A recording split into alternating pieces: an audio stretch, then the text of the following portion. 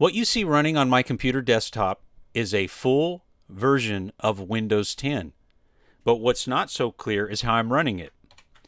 I'm just zooming out here, and you can see that actually this Windows 10 version is running separately and independently of my main operating system. If I look at my computer properties, you can see I'm actually running Windows 7 Home Basic.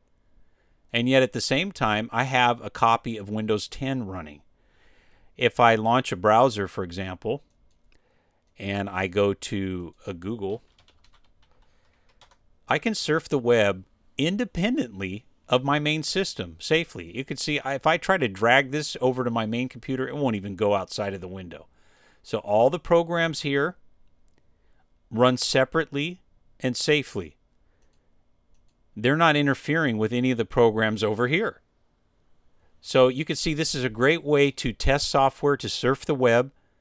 Now, what you can also do with this virtual machine is at any time you can remove it and just install a new one. And it doesn't take long at all. I'll show you that in the course on how to do that. This version I'm going to show you how to get is pre-activated and lasts for 90 days. However, you can reinstall it as many times as you want and keep extending that 90 days. And I'm going to show you how in this course. But what I want to show you first is what is not required.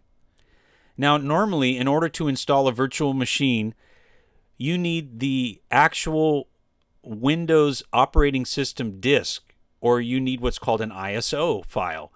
And then you need to physically install it like you would a normal operating system, going through the drivers and step-by-step entering in all this kind of data to get it going. That's not required here. I'm going to show you how to find the virtual machine file.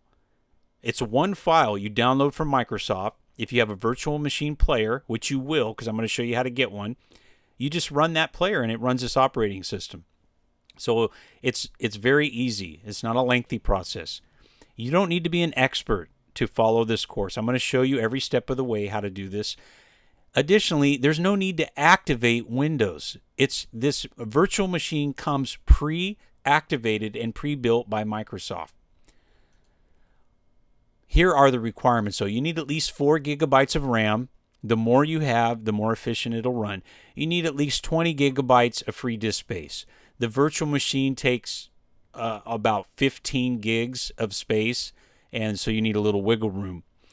You need to run Windows OS to follow my course exactly. However, this will work on a Mac OS. You can follow this course, install it on a Mac, but I'm demonstrating it on a Windows, so you need to be very familiar with how things work on a Mac, because I'm not going to demonstrate it in this course. You also need to be able to download a 5 gigabyte file. I'm going to take you to a developer site of Microsoft. It doesn't cost anything to sign up. You don't even need to enter your email. I'm going to show you where to get the virtual machine, the pre-built virtual machine, but it's about 5 gigabytes. So that is probably the lengthiest process of this whole training, is just waiting for the download of this 5 gigabyte file. And that's it. Once we have this virtual machine running, you'll be able to test and install software and use Windows 10 just like you would any other operating system. So I hope to see you in the course.